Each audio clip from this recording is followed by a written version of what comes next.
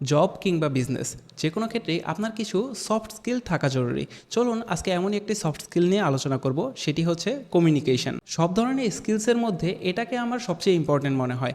Client negotiation কিংবা আপনার অফিসের যে বস আছেন অথবা আপনার হায়ার অথরিটি, তাদের সাথে কমিউনিকেশন যদি আপনার ঠিকঠাক মতো না হয়, তাহলে একদিকে যেমন বিজনেসের ক্ষেত্রে আপনি পটেনশিয়াল ক্লায়েন্ট হারাবেন, অন্যদিকে আপনার কর্মক্ষেত্রে তাদের সাথে আপনার সম্পর্ক নষ্ট হবে। শুধুই যে আপনার হায়ার অথরিটির সাথে সম্পর্ক ভালো রাখতে হবে এমনটা কিন্তু নয়, আপনার আন্ডারে যারা কাজ করে তাদের সাথেও আপনার ভালো কমিউনিকেশন বজায় রাখতে হবে। ছোট ছোট কথা বলার ক্ষেত্রেও আপনাকে সচেতনতা অবলম্বন করতে হবে যে আপনি কি বলছেন এবং অপরজনের মনে এটা কিভাবে ইম্প্যাক্ট ফেলছে। চলুন জব ক্যান্ডিডেটদের ব্যাপারে কিছু বলা যাক। ধরে নিচ্ছি আপনি এক জায়গায় সিভি ড্রপ করবেন, কিন্তু সেই কোম্পানির সম্পর্কে আপনি যদি প্রপার স্টাডি করে কমিউনিকেশন না করেন, তাহলে কিন্তু জব পাওয়ার সম্ভাবনা অনেকাংশেই কমে যায়। আমরা এমনও দেখেছি যে আমাদের ভিডিও এডিটিংয়ের জন্য আমরা লোক চাইছি, কিন্তু তারা তাদের কোনো পূর্বের কাজের স্যাম্পল ছাড়াই সিভি দিয়েছেন। তার জবটা কি কখনো হওয়ার সম্ভাবনা আছে? আপনারাই বলুন কমেন্টে।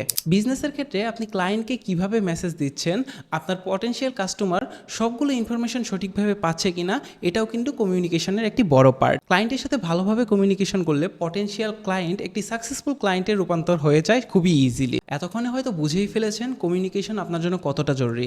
তাই চলুন এখন আমরা জেনে নিই কিভাবে আপনি আপনার কমিউনিকেশন স্কিলসকে আরও বাড়াতে পারেন। কমিউনিকেশন স্কিলস বাড়ানোর জন্য প্রথমেই আপনাকে নিজের প্রতি আত্মবিশ্বাসী হতে হবে।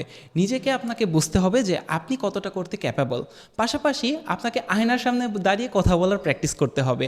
আমরা যে ক্যামেরার পেছনে বসে কথা বলছি এটাও কিন্তু খুব বেশি সহজ না, এজন্য আমাদেরকে অনেক বেশি প্র্যাকটিস করতে হয়েছে। প্র্যাকটিসই হতে পারে আপনার কমিউনিকেশন স্কিলস গ্যাদারের যে জার্নিটা আছে এটাই সবচেয়ে বড় সহায়ক। পরিচিত বন্ধুদের সাথে সময় দিন, তাদের সাথে কথা বলুন, কমিউনিকেশন বাড়ানোর চেষ্টা করুন। কোনো একটা স্পেশাল ক্যাটাগরিতে যদি আপনার কমিউনিকেশন করতে হয়, ধরে নিচ্ছি আপনি কোনো জব ইন্টারভিউ দিবেন, সেক্ষেত্রে সেই কোম্পানি সম্পর্কে স্টাডি করতে পারেন। আপনার হায়ার অথরিটির সাথে ধরে নিচ্ছে একটি মিট আছে, সেক্ষেত্রে তার সাথে মিটিং করার আগে যদি আপনি তার পছন্দ অপছন্দ সম্পর্কে একটু সচেতন হয়ে নেন, সেক্ষেত্রে আপনার কমিউনিকেশনটা হবে আরও বেশি ইফেক্টিভ। এরকম কিছু টিপস অ্যান্ড ট্রিক্স ফলো করে আপনি আপনার কমিউনিকেশনকে আরও বাড়িয়ে নিতে পারেন, আপনার কমিউনিকেশনকে আরও বেশি ইফেক্টিভ করতে পারেন। কমিউনিকেশন ভালো হলেই কিন্তু আপনি যে কাজই করেন না কেন সেটারই সাকসেস রেট বেড়ে যাওয়ার সম্ভাবনা থাকে। ভিডিওটা ভালো লাগে থাকলে শেয়ার করতে পারেন আপনার বন্ধুদের সাথে, যাতে তারাও তাদের কমিউনিকেশন স্কিলসকে অন্য মাত্রায় নিয়ে যেতে পারে।